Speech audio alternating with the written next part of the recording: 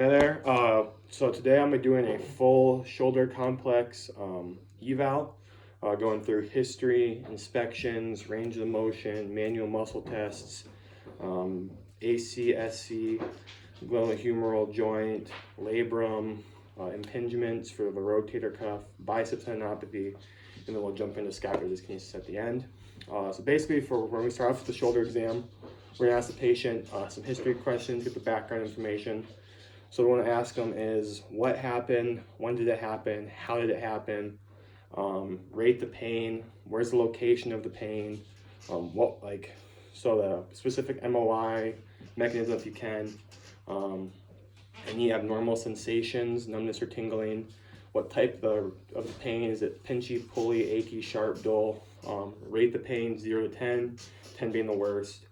I'm going to ask the patient if they've noticed any activity or changes in activities, whether it's throwing, sleeping, just any activities of daily living, that kind of thing. And then any other questions that we can try to help them and get us on the right track going into our evaluation. I want to apologize first, the video. I'm going to try to do my best to not get in front of the camera and all that, but we're having the camera just set up, so it's going to be a little difficult, but we're going to work with it. So after the history, we also, with our history, we're going to watch them walk in, get a functional assessment as well, see how they're moving, see if they're guarding or anything when they're walking in, see if they're holding their arm in a weird way or anything like that. Then we're going to jump into the inspection portion. I'll have him take his hat off and his shirt off, and I'll try to explain the inspection portion of this evaluation. So with inspection, we'll have him stand up. So first thing we're going to look at is we're going to look at cervical lordosis. So we're going to look at the curvature of the spine at the neck. So you don't want too much curve, you don't want too little, like really straight up. That could be muscle tightness, stuff like that, or some nerve syndromes as well, maybe, or entrapments. Then we're going to look at the position of the head on the shoulders, at the anterior portion, and then the lateral portion. Just looking at how the head sits. Sorry for moving around. If the head sits, if it's tilted to one side or the other, it could be a tight trap or other musculature that can pull it that way. Maybe they have a weakness on one side compared to the strength on the other. Laterally, again, just looking at kind of that cervical lordosis, but as well as just how it sits, the head sits. Next, we're going to be looking at the level of the AC, so level of the shoulders. Seeing if they're equal, if one rides higher than the other. With most shoulders, you're going to see the dominant shoulder is going to be hanging down a little more, just more strong muscle and stuff like that, and use of the shoulder. So he's a right-handed athlete, so if he turns around, just stands straight up and down, shoulders to the side, you can kind of tell that right, or sometimes you can tell that right shoulder drops down a little bit more than the left. Next, we're going to look at the contour of the clavicle. So basically, with contour of the clavicle, we're going to look at is just how the clavicle sits, any abnormal deformities or anything like that. See if there's any difference in the clavicles, stuff like that. We'll go around with that. After that, have them turn around again, hands to the side. What we're looking at here is position of the scapula on the vertebrae.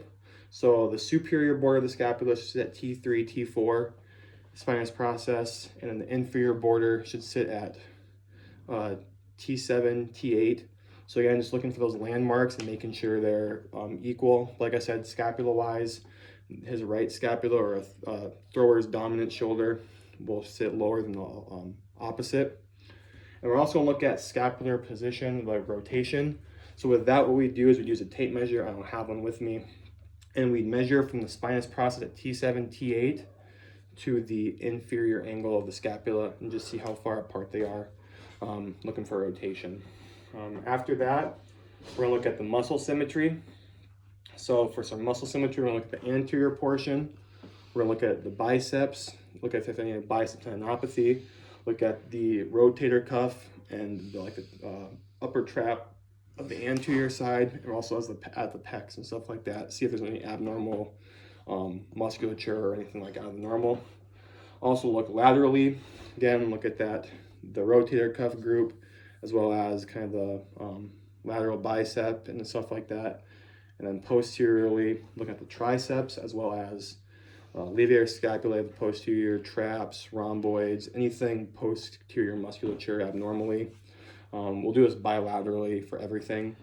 And then last, we're gonna look at the position of the humerus, the humeral head. Is it sitting in the fossa, odd, anything like that, that would lead us to any glenoid humeral musculature issues or glenohumeral instability problems.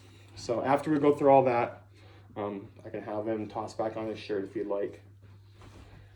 So after that, we're going to go through the active range of motion, passive range of motion, resisted range of motion portion of the tests. So what we're going to do is kind of tell you what I go through active range of motion wise, and do all to go from there.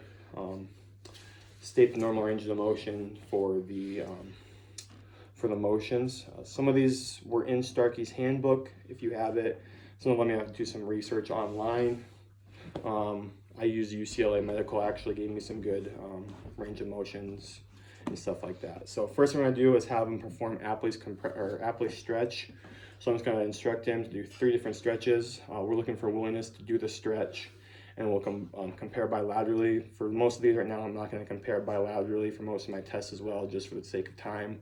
But just know that in a normal test, I would compare bilaterally for everything, basically. So first thing we're going to have him do is take his opposite hand to his opposite shoulder, across the body as far as they can go. So I'm going to in the picture. So that's number 1, and do that bilaterally. Number 2, we're going to have him put his hand behind his net head and go to the opposite shoulder. And there we're going to turn him around. And we're going to look how far he can do it. And we do that bilaterally as well, the same motion. And then last thing we're going to do is we're going to have him reach his hand to his opposite shoulder blade behind his back and see how high up he can get on the scapula. So like I said, we do all these bilaterally to test, see if there's any abnormalities right and left side. Next, other active range of motion tests. So first what we'll do is we'll do flexion extension. Flexion normal range of motion is 170 to 180. Extension is 50 to 60. So for flexion, what we're going to do is put the arm up as far as they can. And then extension, go back as far as they can, and we'll have them turn to the camera. And again, we're just going to try to see, you don't want him to hunch over so much, so to keep that flat back, so he's not using his spine or his thorax as much to give him more excess motion. Again, 50 to 60 is normal range, test bilaterally. Next, we'll do elevation, depression. So elevation, just a shrug of the shoulders. And then depression, just push them down as far as you can go. So push them down. Depression, elevation is 40 degrees. Depression is 10 degrees. Next, we'll do a retraction, protraction. So retraction, you're pulling your shoulder blades back. And then protraction, you're rolling your shoulder blades forward, trying to kind of hunch them forward. Protraction is 20 degrees, retraction is 15 degrees. Both of those last two, elevation, depression, retraction, protraction, found on UCLA Medical. Next, we'll do ab and adduction. So adduction is bringing your arm in, but your anatomical position, your side of your body stops you from going like this. So normal range of motion, sorry for the dogs. Normal range of motion for that is 0. Abduction, you're going to go in this range above your head, like that. And you should be getting 170 to 180 is normal for that. Horizontal ab and adduction, didn't find this one on Starkey. What you do is you're going to start at this position. And then for abduction, horizontal abduction, you're going to go back this way. Normal range of motion for that should be 45 degrees. And then horizontal adduction, you're starting at the same position and you're going across your body like this. So start there again and go across your body. Normal range of motion for that is 135. And then, like I said, that one couldn't find in the textbook. That was also UCLA Medical. It's ab and adduction, horizontal ab and adduction, flexion extension. Last one's internal and external rotation. So here you'll have them start at this position.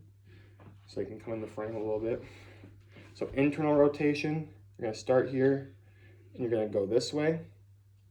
internal rotation, you should get 90 degrees internal rotation. And you're gonna go back to there. And then for external rotation, you go this way. You should get about 100 degrees of external rotation on that. Passive range of motion, what we're gonna do is do all those motions again, basically, except for you're not gonna do elevation, depression, retraction, protraction on those. What you're gonna do is the horizontal ab and abduction, normal ab and abduction, flexion, extension, and then internal, external rotation. We're looking for the capsular end feels. The end feels should be mostly firm, except for an abduction, you're gonna get a firm or a hard feel, and then for horizontal adduction, you're gonna get firm or a soft feel. So for flexion extension, you're just gonna support, and you're gonna have them just gonna relax and try to feel until you get that capsular end feel. And the same thing here, you're gonna do the same thing, stabilize, and go extension, get that capsular end feel. You can do all these with a patient laying supine. I'm just gonna do it standing just for the purpose right now. And then we'll do ab and adduction. So adduction, you're not gonna really get anything. You can kind of go over, but again, not gonna get much. Abduction, go around until they can. Try to get that firm end feel, or I said you might get a hard end feel. Internal, external rotation, you're gonna be feeling at the shoulder or stabilize at the elbow. And for external rotation, start here until you feel that end feel. It's external rotation, internal rotation, same thing here until you feel that end feel. And then horizontal ab and abduction. For abduction, go until you get that end feel. And adduction, cross body, until you feel that end feel again. Resisted range of motion, you're gonna have them go through active range of motion, but resist them a little bit. Here we'll start with elevation, elevation into depression. So hands to their side, and you're just gonna have them shrug the shoulders and resist a little bit. Then we'll do flexion extension. So you're gonna stabilize here. Gonna go, so you gotta go through flexion. So go arm all the way up, just resist a little bit. And then extension, same thing, go behind, reach behind, resist a little bit. Adduction, you're gonna do it on the way down. So first we'll do abduction. So go do abductions. Resist them through the full range of motion. And adduction, just resist them on the way down. We can do protraction, retraction. So I'd stand in front of them, have them do the roll your shoulder blades forward. So roll your shoulders forward, like push forward. So you're pushing me so back like this. And then retraction, pull your shoulder blades back, resist on that. And then we can also do internal, external rotation. So internal rotation, so go like this while I resist you. Just go through it and resist them. Try to stabilize their elbow while they're doing it, so one more time. Then external rotation, same thing, stabilize the elbow. And go externally, so go like that. And those will be the resisted range of motions for all of those. So after resisted range of motion, we're gonna go through manual muscle tests. So there's 15 of these. I do 16 because I also test the pec minor. So first what we're gonna do is serratus anterior. We're gonna go on your back. So basically what manual muscle tests are just the brake tests. For the first, for serratus anterior, what you're gonna have them do is you're gonna have them in about like an abduction or flexion, basically 90 degrees of flexion. And they're gonna protract their scapula off the table, and you're just gonna tell them to hold it and try to break them out of that. So you're gonna go like this and lift your shoulder off the table like that, and hold that, and don't let it push you down, okay? So that's serratus anterior, and all these are graded 0 to 5. 5 means you can do it with gravity, and 0 is you can't do it at all. So that's serratus anterior. We'll do the traps and the rhomboids next. You have the middle trap, lower trap, and the rhomboids are all while they're laying on their stomach. So lay on your stomach for me, please. So you off the table a little bit, not too much, a little bit right there. So what you're gonna do for the traps is, for lower traps, you're gonna have them come to 120 degrees, thumb up, full extension of the elbow. Hold that right there. You're gonna stabilize the lower scapula. Tell them to hold it and don't let them break you. And then you're gonna push down like that. So that's lower trap, middle trap, same thing. Thumb up. You're gonna have them hold that position, so hold that. You're gonna stabilize the medial border, tell them to hold it, and you're gonna push them down again. For rhomboids, it's gonna be the same position as the middle trap, but you're gonna have them do a thumb down position, hold that, and don't let them break them out of that. That's that's the rhomboids. We'll do internal and external rotators next. So first we'll do external rotators. What you're gonna do is have them go 90-90. External rotation. Hold it right there. So like this. And don't let it break you out of this. You're gonna be testing their external rotators. Internal rotators, you're gonna go here and here. Have them hold that. Don't let them break you out of this. So hold that, break you out. Test it that way, or you can have them on their stomach, or on their back, I mean. So you can go on your back real quick. When you go on your back, you have them positioned like this, and you're gonna tell them not to let you break them out of this, so hold this. And you can test the internal rotators like that as well. Next, we can do the pectoralis. So lay in the middle of the table, please. Scoot back a little bit this way. So for the pec minor, what you're gonna do is have them in protraction. So pull your shoulder blades up off the table. And you're gonna be pushing them down at the AC. Don't want to break you out of that. You can test that for the pec minor. It's not on the sheet, but you can do it. Pec major, you test the upper fibers and the lower fibers. So you're gonna have them hold this position right here, about 90 degrees of flexion, external rotation. You're gonna tell them to hold that and not let you break them out of that. So hold that, don't let me break you out of that. You're gonna be doing that for upper fibers. For lower fibers, same position. They're gonna be pushing diagonally. Don't let me push you out of this. Same thing, push them at this angle that way. Next we can do the teres major. So have them stand up. So it tells you about face that way. So for the teres major, you're gonna have them put their hand on the small of their back. Hold that right there. So hold right there. You're gonna try to push them in abduction and I guess you could say flexion. Kind of try to extend the elbow, but kind of do flexion at the shoulder. So don't let me break you out of this. So that'd be teres major. Then we can do the anterior delts, anterior, posterior, and middle delts. So I'm lay down. I'll sit down real quick. Face that way.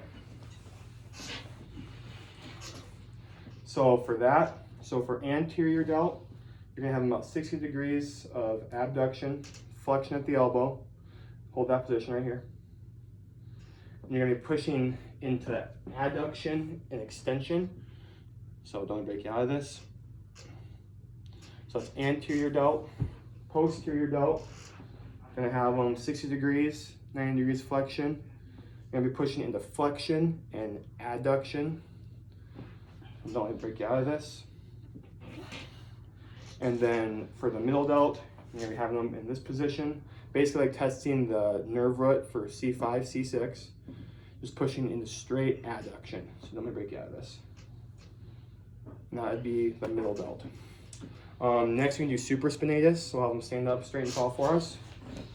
So what supraspinatus is you're gonna have them in this position right here, hand by their side. And basically you're just gonna tell them to go into abduction, but you're gonna hold them down.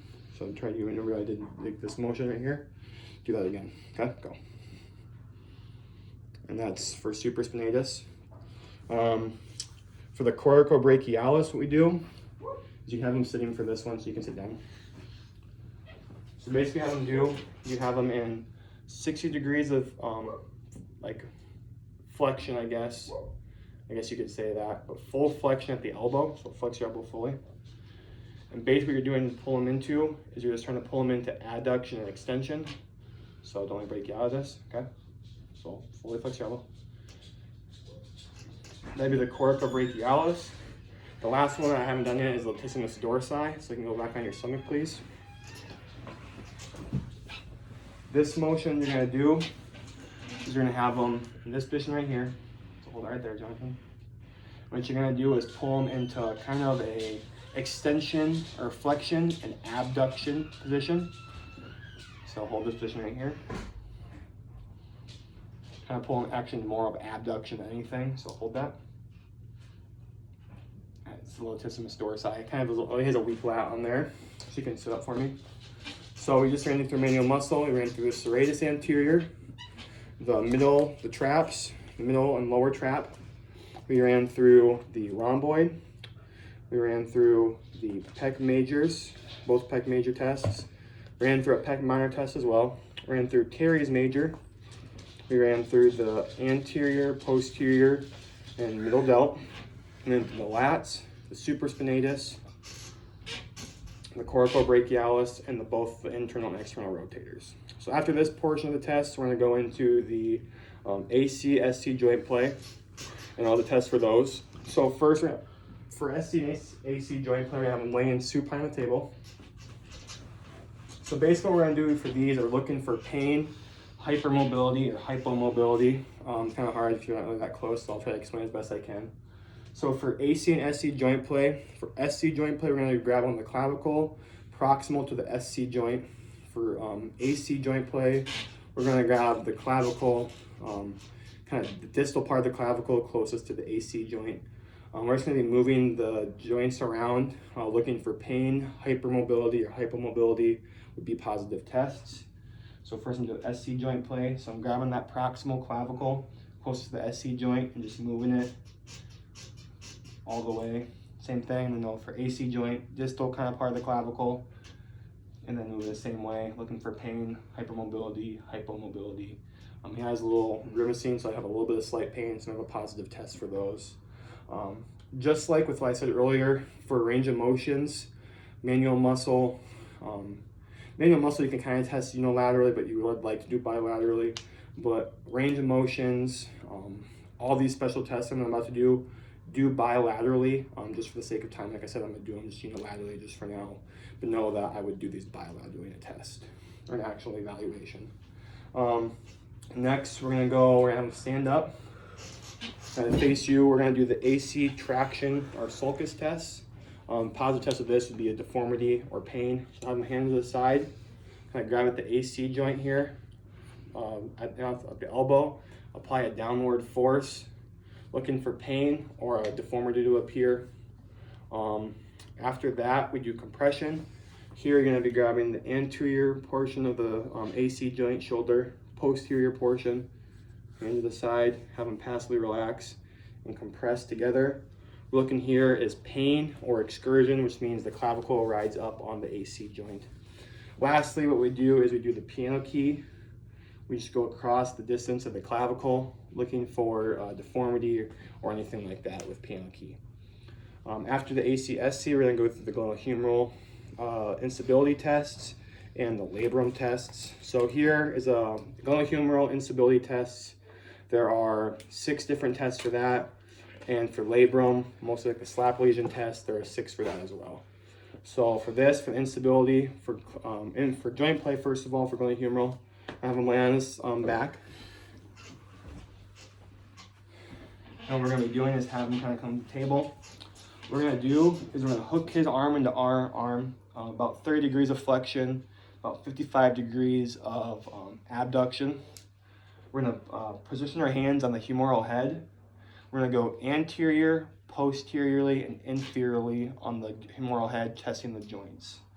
And then we're just gonna go anteriorly, gonna come through a little bit, go posteriorly, and inferiorly, going that way. Positive test for that is just increased laxity, or even some pain could be a problem. Next, we'll do apprehension, relocation, and release. So here, positive test is apprehension or pain at the apprehension test. Relocation, the positive sign for that would be decreased pain and increased range of motion. And then release, positive test for that is going to be that pain comes back and the apprehension comes back. So we're going to put the patient into about 90 degrees of abduction, 90 degrees flexion at the elbow.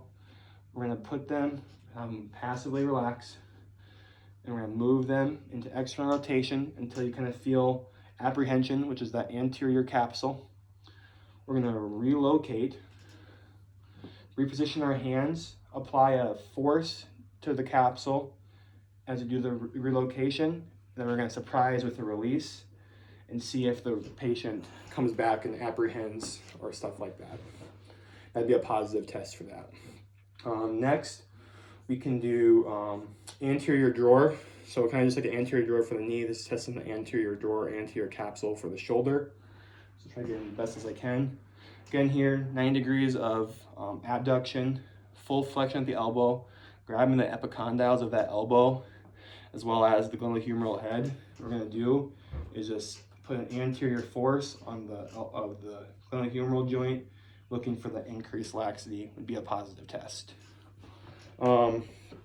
Next we can do sulcus test, kind of just like the same thing with the glenohumeral or with the AC joint, looking for a deformity or pain. Obvious sulcus will appear. So I'll have them stand up for us.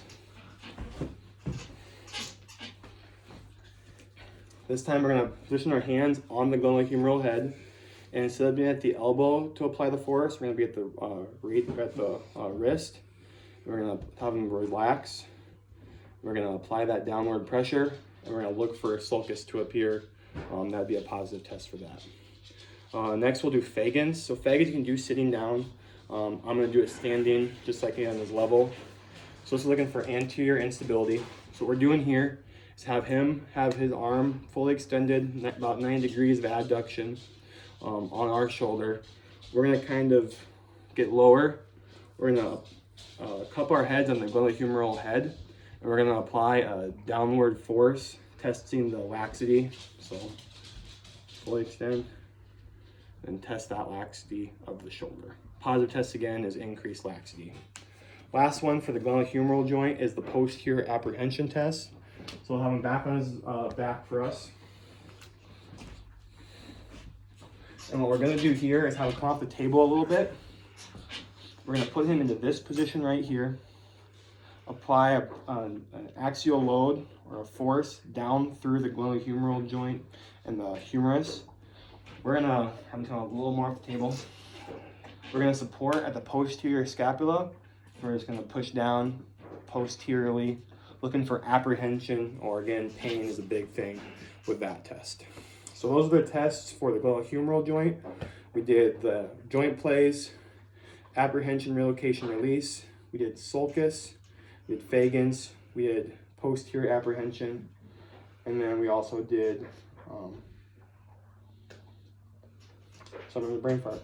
We did joint plays, apprehension, relocation, release, sulcus, and we also did anterior drawer. Sorry about that. Next, we'll do the test for the labrum or slaps, slap lesions, so superior labrum, anterior, posterior. Most of these we can do doing laying down. So first we do the compression, rotation, grind. For this test, we're going to be having them at 90-90. We're going to be applying a axial load into the shoulder as we internally and externally rotate here. For this, again, you're going to get a lot of pain or reproduction of symptoms. It would be a positive test for that. Next, we can do the jerk test. So jerk, going to be applying that pressure here at another axial load, applying, stabilizing here at the epicondyles of the elbow.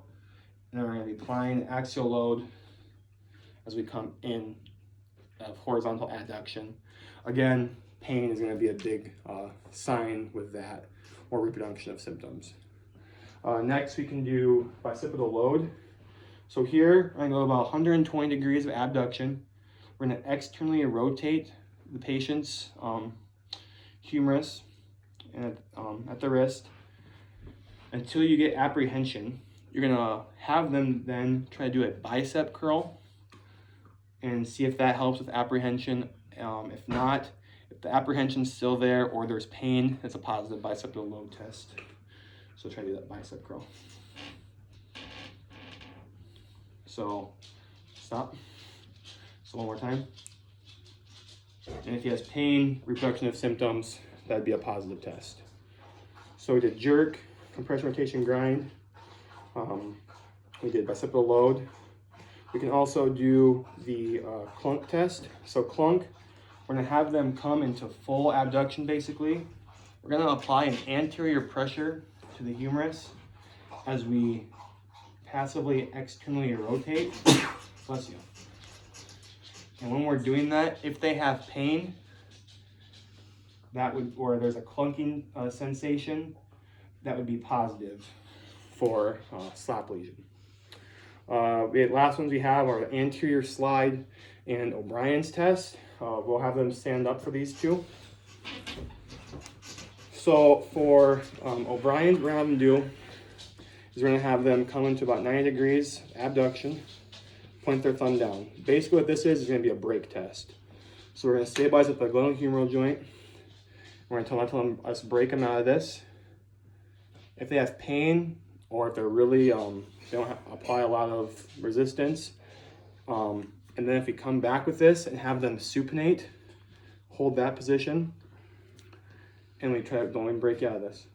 And we do the same thing, and that pain goes away, that's positive for a slap lesion. Last one we can do is the anterior slide test. So for this test, we're gonna have them hands on their hips, thumbs are gonna be posterior, fingers are gonna be anterior. Kind of have a little bit of, turn the camera. Elbows are gonna be back a little bit here, more posterior. We're gonna stabilize at the shoulder and at the elbow, and we're gonna apply an anterior force up into the shoulder, an axial load. Pain or like a popping sensation is a positive sign for that test, or reproduction of symptoms. So we went through the glenohumeral test, the 6 of those, and we went through the last 6 tests for this labrum. We did grind, we did the clunk, we did the jerk test, we did anterior slide, we did O'Brien's, and then we also did bicipital load. The last 2 portions we have, first is the impingement and bicipital tendinopathy test, and I'll run through the scapular dyskinesis test as well. So first we'll do the test for rotator cuff impingement. So first test we're gonna do is the painful arc drop test. So basically what we're gonna do is tell the patient to go slowly and control themselves. I'll describe it first. Slowly go up into full abduction and control themselves, and then come back slowly and control themselves back down to adduction. What we're looking for here is if they can't control themselves, usually at 9 degrees of abduction, you're gonna really see that's gonna be a positive test. We can also do, and I'll describe it later, is we can do it twice, and we can be looking, and we can also add a little pressure to the arms at the elbows when they're not expecting it. So can you do that test for me? So I'm going to in the camera more. So slowly he'll go up into abduction. So here we can have them with their shirt off, and we'll look at the scapulas here, okay, and slowly control it back down. We can look at the scapulas here and see if there's any dyskinesis or dysfunction. See if one kind of hitches or they're not in sync. So I'll do it one more time here. So slowly up into full abduction, and then slowly down. And when they don't expect it, you add a little pressure and see if they can control themselves. Next, we're looking at, we'll do the near impingement test. What we're gonna do here is kind of put ourselves, our hands stabilize at the wrist and at the superior shoulder. What we're gonna do here is passively bring them into full flexion. What we're looking for here is if there's pain from 90 degrees on up, or really in any part of that, in that superior shoulder is gonna be a positive test for that. Next, we'll do Hawkins. So here, we're gonna have them 90 degrees of abduction, 90 degrees of flexion at the elbow. What we're basically gonna do is bring them into horizontal adduction while we passively, internally, and externally rotate. And what we're gonna find here is pain at the end range of motion is gonna be a positive test for the Hawkins-Kennedy test. Next, we can do empty can. So empty can, again, is kind of like a brake test. What we're gonna do is have them come into adduction, kind of about 30 degrees in that scapular plane, if I'm correct. We'll have them point thumb down, hold that position. We're gonna support the scapula and at the wrist and tell my plus break them out of this. And weakness or pain is going to be positive. These last 4 tests I did, painful arc, drop, near the Hawkins test, empty cannon, are all testing the supraspinatus part of muscle of your rotator cuff. This last one I'm going to show you for the rotator cuff is going to be testing the subscapularis, So for this one, it's called Gerber's liftoff. What we're going to do is have the patient put their hand on the small of their back and try to lift off. If they can't do that, so them lift off. If they can't do that, it's a positive for a subscapularis pathology. You can also do that same thing, and you can add some resistance on the palm of the hand, try to make it harder on them. Next, we'll do the biceps tendinopathy test. We have Jorgensen's and Speed's. So both of these, we're going to be palpating at the bicipital groove. For Jorgensen's, what we're going to do is we're going to start them in neutral position. We're going to tell them to try to do a bicep curl actively and try to resist us from externally rotating and putting them into supination.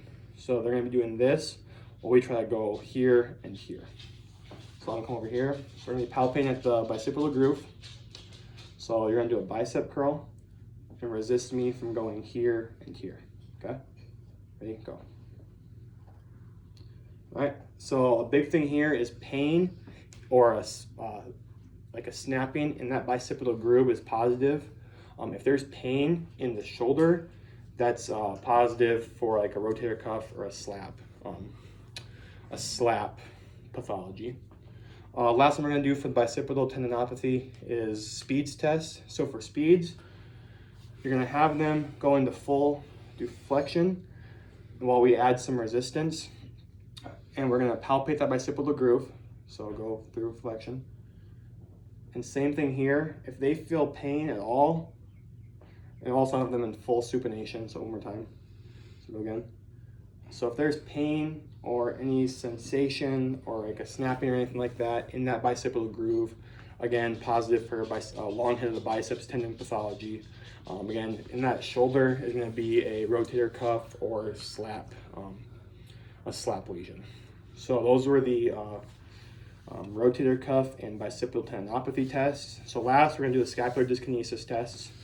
So I'm going to have him take his shirt off one more time for us. So here we have 5 tests we're going to be doing. We're going to be doing the isometric pinch, the wall push-ups for scapular winging. We're going to do scapular assistance, scapular retraction, and lateral slide. I'll explain lateral slide first. I don't have a tape measure on me, so I don't know how I can really demonstrate it without just kind of explaining it. So what we're going to do is we're going to have them look at the camera, or face away from the camera, We're going to have them in a resting position. And for the lateral slide test, what we do is you measure the distance bilaterally from the T7, T8 spinous process, to the inferior angle. And so we're going to have them in that position. And what we do is we measure from those 2 angles. If one side compared to the other has a greater than 1.5 centimeters of difference in the slide in either of these motions, it's positive test for this. So we have our at rest, we measure. We have them at the position we did for the anterior slide test, hands on the hips, thumb posterior, fingers anterior. We're going to measure again from T7, T8 to the inferior border. And then the last one is they're going to go through abduction at 90 degrees. So I have them at that position. Same thing, T7, T8 to the inferior border, inferior angle. And again, I'll do this bilaterally for everything. And again, 1.5 centimeters difference compared to the 2 is a positive test.